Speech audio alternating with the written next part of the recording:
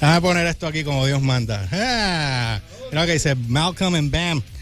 Bueno, gente, tenemos ahora aquí a Malcolm de Amore at Lunam. Perdón, Elliot, perdón. Sorry, yes. Y tenemos a Barn Mangera in the house. How you doing, guys? Can you hear me? Yeah. There we go.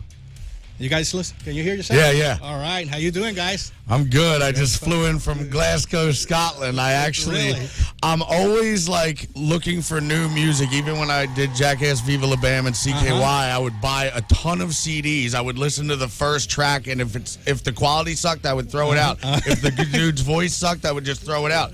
And then that's how I would find music. But I was in San Antonio, Texas, and I was doing a collaboration of 13 pieces of art just put on Spotify Shuffle. Okay. I think I started with something like, 69 Eyes from Finland, and eventually I hear this song called Forever Alone, and I'm like, I stopped painting and everything. I'm like, who is this? Who is this? That was and my question. Amore ad Lunam. I'm like, I need to know more. Where are they from? I'm like, Puerto Rico?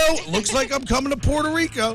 So when I toured my ACL in Scotland, I had all these sold out shows, but the last couple were called off because all these flights and car rides were irritating the hell out of it. Okay. And I'm a skateboarder, and I want to, I'm not going to jeopardize a question and answer sold out tour in England for me to not skate again. So I was sitting like in a sauna in the Sherwood Forest near Robin Hood, and I was like, either I'm flying Malcolm from Amore to London and we're going to record, or I'm coming to you. My girlfriend's like, I lived in Miami half my life, and I need to go to the Caribbean and tan my ass. Go, woman, go. Yeah. So that's how you guys met each other, right? Yeah, so I mean, we were talking back and forth.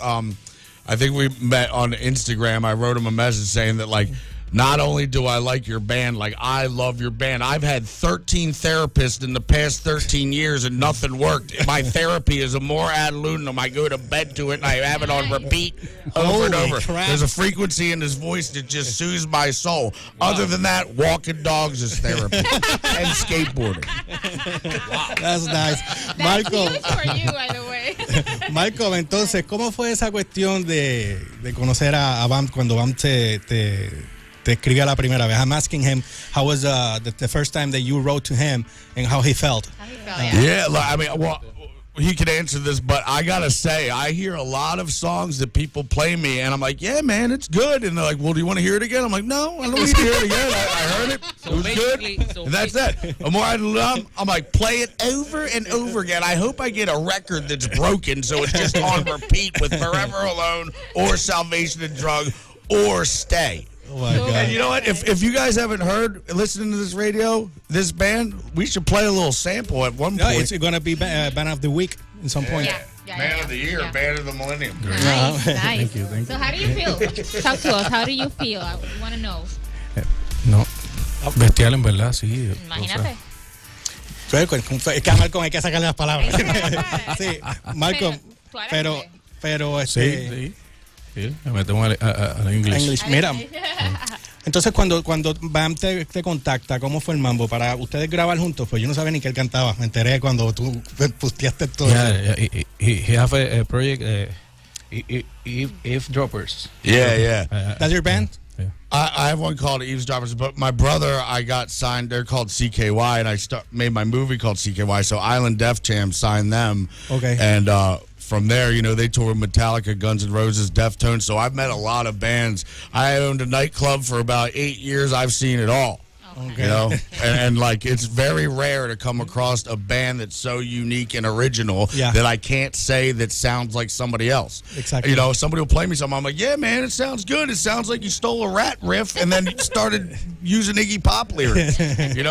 Amore ad Lunam, very, very original, and it's got this like Indian tribalness to it with a really deep voice. I don't need some high-pitched pop wuss stuff. I need gothic. Pop wuss stuff. Mira, y entonces, Malcolm, háblame de la canción. ¿Qué canción es la que ustedes están grabando juntos acá? Hicimos un tema que había escrito en el 2019. This is from 2019. It's called Love in Chains. Love in Chains. I have a lot of songs, a lot of albums already, but I thought of that song to be featured with his voice.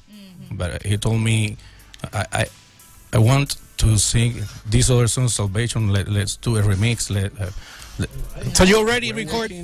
So you already record those songs. Oh yeah, I mean today I just did a song called "A Place in the Sun" with like a really dope beat to it with some 808s, and then I sung with them on Salvation and Drug, and then I did a song covered by Anathema. They're a band from England that's really good because Lionsgate finally bought the movie that I've been working on for a decade. Congrats. And it's 13 terabytes of footage. That means if I hit spacebar now, it means it would play for a month and a half before it would stop. Like, it would just play that long. And I had to squeeze a month's worth of footage all the way into 2 hours till my head was going to pop. It should have been an 8 hour, it should have been a 1 hour, 8 episode thing instead of a movie. So my head was going to pop. I put the thing away, and I said somebody else could have a crack at it eventually, and eventually is now, and it's Lionsgate. So now I have to have a soundtrack to it, and I'm like, you know what? Instead of buying all these songs, I would rather either redo them or make it sound just like it, and do it here because your producer who did Perfect Moon. It sounds perfect when I can crank it up in my Bentley and it sounds perfect, then that's all I need. Okay. And I knew that the song that I was working on in Pennsylvania, I would turn it up full blast and there was just missing something. So now started to mix it in not Aguadilla, it was Arecibo. Arecibo. Aguadilla. Where's Aquadilla? Where's that Aquadilla? No, it's Aguadilla.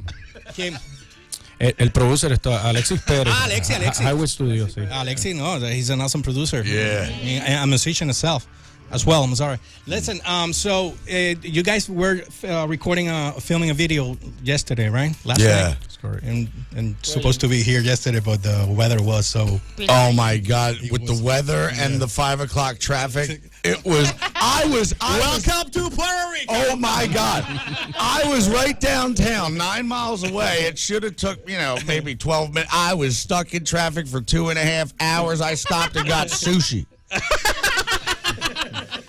Where you took him to grab a piece of sushi. Yeah, but once we got there, it was good. It was good to go. We had a green screen, and I bought this really fancy dress for my fiance Danny, just to wear, whether it's for the video or not, or just a photo shoot on the beach. But it wound up working out for the video as well.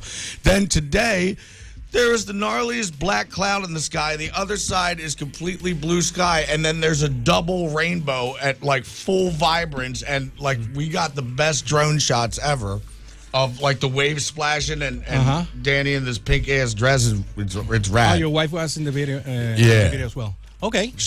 We had such a good time here. She wants to have the wedding here, and his dad's a shaman. Malcolm. So that works. I'm gonna do a live here, so I'm sorry. Elliot, tú tenías una pregunta para él, ¿verdad? I was curious about the part where you listen to a band, and if you don't like it in the first 30 seconds, so you're basically a human Showtime at the Apollo. When comedians go in, and if you don't make them laugh, you're fired. Pretty much, and so just because I already know, like when I hit play, if the quality isn't good, then it doesn't even matter if you have a good voice; it's getting thrown out the window. And then if you have a good voice, and then maybe if it has potential, then I'll say, yo, you guys have what it takes, but you need to re-record and remix all this. So right now, what's on out of curiosity, what's on Bam's playlist right now? Bands you're currently listening to? Right now, I've been listening to the Black Capes from Greece. They have a new album called Looks Like Death. And then Lacrimas Profunde from Austria. You could just listen to songs from The Last View. Anything from him, I still... I liked him so much that I went on a mission to make sure they came to America and got signed. They got signed for $4 million. Nice. And, Villa came up with this heart and a star logo. And it just totally made sense to me. So I rocked it on my own skateboards. And because I'm on MTV with Jack Ass, everybody thought that I made up this logo. I had it at the front door at Castle Bam. And... eventually everybody's like, yo, that's your logo. I'm like, no, it's my favorite band's logo if you take a listen to them, So it's been an argument with Warner Brothers like they almost wanted me to stop representing the Heartogram so much because they think that I own it. And I'm like, no, I'm supporting my favorite band. And if you guys don't like that, screw you. And I'm the one who got him signed in the first place. Have you talked to Bill recently? Last time I heard him, he was with the solo record. Yeah, I saw him on tour in Allentown, Pennsylvania, and he was just really stoked to see me, I met my girlfriend at my wit's end. I was in 5 different lawsuits, and I basically checked into the Sunset Marquee in Hollywood to check out. I was over it. I bought enough drugs and alcohol to not want to wake up, and I did wake up, and I'm like, F you, God, you better deliver me the hottest eye candy and a tan pit bull. Let's go. So I go out to the pool, and I start sipping on a drink all early in the morning, and I overhear this girl, listen, I'm 43 years old. I'm Sicilian and Irish, and I was born in Jersey. I'm like, I was born in Philly over the bridge. I'm 43. I'm Sicilian. Now, who are you? She's like, I'm a stretch coach. I'm like, stretch coach? That's exactly what I mean.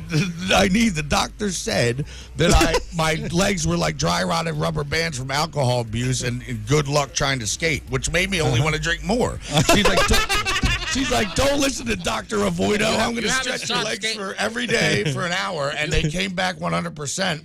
And I was skating like I was 20 again, skating every day. Then I tore my ACL. Wow. And that kind of put a stop to things, but that happened a month ago, so it's slowly healing. But the smallest thing could retweak it, and I'll be out for another month. Wow. Yeah. Mm-hmm. So what are you doing right now after the whole idea of music and working with Malcolm? There's something else that you guys wanted to do after that? Yeah. Well, I don't know. This is kind of new news to everybody, even though I've had it for over a year. I have Prince's soundboard from Purple Rain at Castle Bam. How? Because Fireball Jim from a band called Fireball Ministry works for Dave Grohl at his studio. And he married me when Iggy Pop played to my first wife, who I'm still good friends with anyway. He called me up and said, yo, they're clearing out Paisley Park when Prince died, and you could have the soundboard to Purple Rain if you leave right now and go get it. I'm like, I could be in Minnesota in 13 hours. He's like, go. So we take the Lamborghini up there, put it on the top, drive it back. I'm like, I got Prince's soundboard for free. So ever since that, bands like Clutch, Deftones, Danko Jones, G Love Special Sauce, they all been just in and out of the studio. A band called Slaves, and it's fully booked. So but then I got into a little tiff with my brother. I ripped off a signed Billy Idol guitar and bashed it over his head. So I got into a bit of court trouble with that. Really? Kicked him out of the house. Now I have the soundboard. Whatever. And then Billy Idol calls up. He's like, yo, I heard you ripped off. I'm like, dude, it wasn't my fault. It was the first thing I saw in the heat of an argument, and it was your signed guitar. I'm sorry. He's like, don't worry about it. I'm playing in Philly in a month, and I'll give you another one. Mira, Elliot, ¿tenía otra pregunta? Now, let me see. Bam. I want to ask you about Jack Ass because we were all fans here. Mm-hmm. Yeah. And we saw you on the 3 films, and we already know what happened with the 4th film and all. But I read a headline that you were definitely done. Yeah, man. Like just because. Just to be clear, because I'll make it very clear. They wanted me to go to treatment for alcohol and Adderall for 90 days. And I'm like, all right, I'll do that. But then do you want me to pay for this for my own money? Because that's $100,000. Like, yeah. I'm like, okay, well, what if I relapse in the middle of filming? Then you don't get anything. I'm like, so you want me to sign a contract that I would get $5 million to do this movie, and if you catch me sipping on a Miller's Light in the corner, then I'm fired, and on that $100,000, I was like, you're setting me up to fail. So I go into rehab on 18 different medications to the point where I have hair loss side effects, which happen. Right. Erectile dysfunction, stiff muscles, I can't skateboard, weight gain, suicidal tendencies, and I had all these on the 18 medications. I had no feelings to the point where I couldn't even cry or come. Which brings me to the... That's awful. That's a red flag. Then you got it wrong.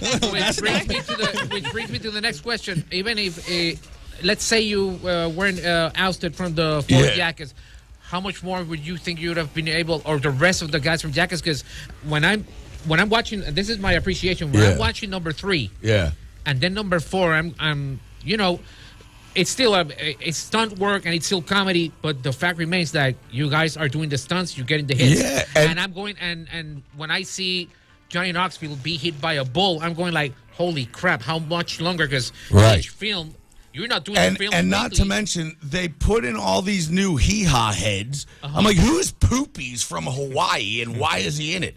Like, and who's this other guy? Who's Jasper, and why is his dad in here? Like, what is going on? Jackass 4 is supposed to be a tribute to Ryan Dunn to get the band back together and make an awesome movie. Not to mention, you know, when I'm 16 years old and I pull up to a McDonald's drive-thru to order a Coke only to say fire in the hole and throw it right back at her, it's hilarious because you're an adolescent punk-ass 16-year-old. And if I did that at the age of 44, band belongs in a mental institution. Oh, wow. It becomes not funny anymore. So you have to determine what's funny and what isn't, to the point where when I got out, I spent half the time in rehab because they made me be there, but they were filming during COVID when they weren't supposed to behind my back. I had to file a lawsuit against them, and I was pulling my hair out for 2 years. And then finally, when it finally happened, I can't say if I won or not, but let's just say I could say I'm happy with the outcome. Oh. You know, and one question, and this is about one of the sequences of Jackass 3, because when they told me that you were coming, let me watch this film again.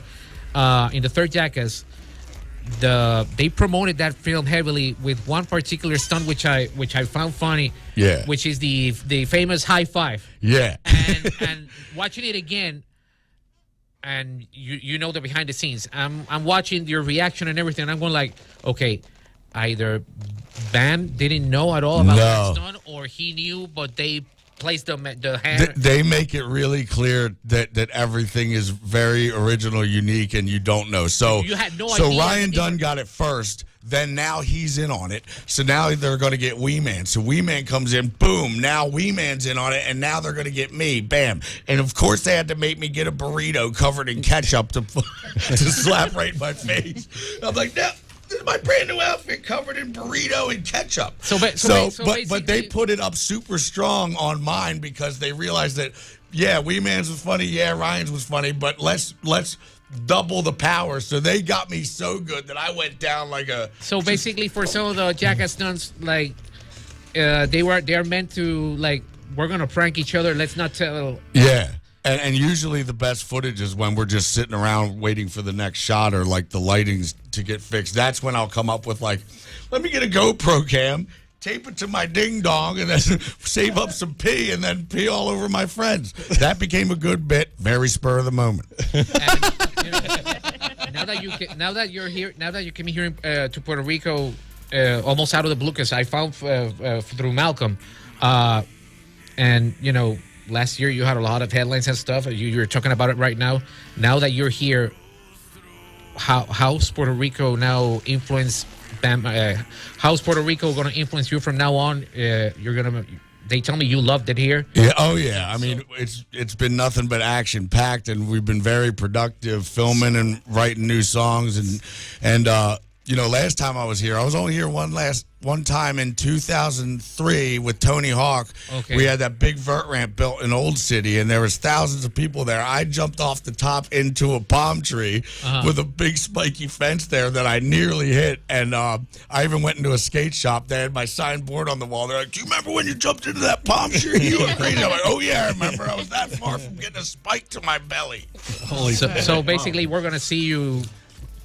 More often. Yeah, well, I was telling Malcolm the good news is I didn't even notice because I don't ever fly here, but Philadelphia flies here 6 times a day direct. Wow. Yeah. So you got a direct fly. Yes,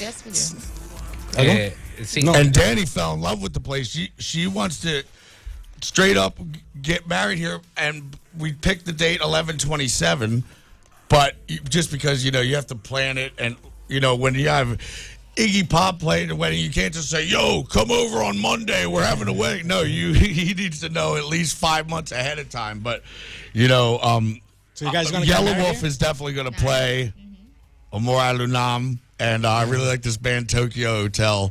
They're Heidi Klum married the guitar player. They're twins, Billy and Tom. But I've known them for a long time. They were getting really big in Germany when I was too. So, they were the youngest band that was the biggest in Germany that before they even turned 16, BMW let them go to the lot and each band member got to pick out a brand new car. Crap. So they were big. Mira, Malcolm, pues entonces dime qué otra cosa ustedes tienen ahora. Yo me tengo que ir ya. Estamos hace rato, me tengo que tirar Lady. Lo estaba mencionando ahorita, Van, who's gonna marry you? His dad's a shaman. Yeah, cool. So that's going to work out just fine. I think we're going to secretly do it sooner than later, but then have the real wedding again and invite everybody with like proper bands playing and make it legit. But awesome. It's just as long as we have Malcolm as a witness and then his dad can do it. I need this done. I need it done for purposes of having a guardian ad litem who always wants to 51-50 me, and she's succeeded 7 times, putting me away for 90 days at a time. If I'm married, that'll end in a heartbeat. She'll be like, nope, he's fine and he ain't going nowhere. Then power of attorney goes away because I have that as well. So if I'm now, and then I have another lady who's, let's just call her lady, who's trying to take everything. And I'm like, listen, we had a fake wedding in Iceland. Just because you had a wedding dress on and I kissed you does not mean we're married. We never signed anything. There is not a single ID or piece of paper that says Nicole Margera on it. Your name is Nicole Susan Boyd. Tell your lawyer that it was a fake wedding and stop trying to take everything from me. Oh my God. Wow. So your father is going to do it. That was hardcore. Sí. Tenemos el viernes 24. Dame la fecha, sí, que lo hablo en español para poder cerrar rápido aquí. Sí, viernes 24 de mayo tenemos un festival gótico celebrando el mes gótico, que es mayo ahora. Okay. El mes gótico internacional. Okay. Sí. ¿En dónde es? En La Respuesta. En La Respuesta, ok, super. ¿A qué hora? 24. Empieza tempranito, a las 7 ya estamos ahí, o sea que lleguen temprano. El 24 en La Respuesta, sí. el concierto. Okay. Todos los actos van a estar ahí, on time. Pero son ¿cuántos actos son? Ok, búscalo. 4. ¿Estás seguro? Super. La Respuesta el 24 de mayo. Are you talking about the Melatonin Festival that you're playing on the 24th of May? Yep, that one. Yeah, man, I'm one. starting to get Spanish. All I know is vino tinto con hielo so far. And pendejo. Oh, and Hondo means going down, right? Hondo? Going down, like on an elevator. Hondo. So now I know that. Going down. You got it. Dime, papi. Nice. Sería el primer festival, se llama Maquetauri Festival, Maquetauri 2024. Maquetauri es el dios del inframundo taíno, que es un evento cultural indígena pero gótico. Okay. Sí, la combinación Entonces, tuya, papi. Sí. Exacto. Entonces vamos a tener a Technoir, él es electro, es para bailar ahí un rato. Vermouth, que es black metal. Nebuloso, tiene 2 chicas, el line-up, tecladista y bajista. Súper. También duro, nice, también sí. duro. Y es como goth rock, mezclan mucho, tienen una mezcla. Obi Wolf, que lleva tiempo en la escena, él tenía La Morgue, es goth rock, death rock. Volterra, Electro, Amore, Lunam y Wow. Súper. Nice. Perfecto, brother. Pues, papi. Empaquetado. Pues exacto, yo espero que todo el mundo vaya para allá el 24 en La Respuesta. Gracias por estar aquí, brother. Las redes sociales de ustedes, Malcolm. Amore, Lunam en Instagram, no me muevas más, y puedes buscarlo en Facebook, y por favor chequen los videos musicales. Exacto. Bam, your social media if you want to. And Say thank it. you for being here. Bam Margera, I don't know. Bam Margera, I don't know. Some stripper stole my phone 10 months ago, and she stole my phone, and now my new one can't log into Instagram because I forgot my Apple ID password, and then she racked up 20 grand at a nightclub in one night. How do you do that? How do you rack up 20 grand in one night at a nightclub? That means don't know you, but valet his car, don't know you, give her bottle service, and all of her friend. How do you rack up 20 grand in one night? I have no idea, man. Well, man, nice to meet you. Yes. Thanks for coming. And, guys, que la pasen And bien. all you listeners out there, listen to Perfect Moon, Amore at Lunam, from front to back. Don't put it on shuffle and listen to all your pop hits. Listen to the full album, front to back. Ahí lo tenemos. I have one last question. Dale, que me tengo que ir. Estoy bien tarde. Bam. Yeah. Bam Margera. Yeah, what man. will he do next? Record songs with Amore at Lunam. There you go. We'll see you guys. Thanks for coming. Excepto el rock está muerto. Y entonces, ¿por qué estos tres tienen un show de radio? Otro misterio más para la lista. Download by request. De 11 a 12 por la X.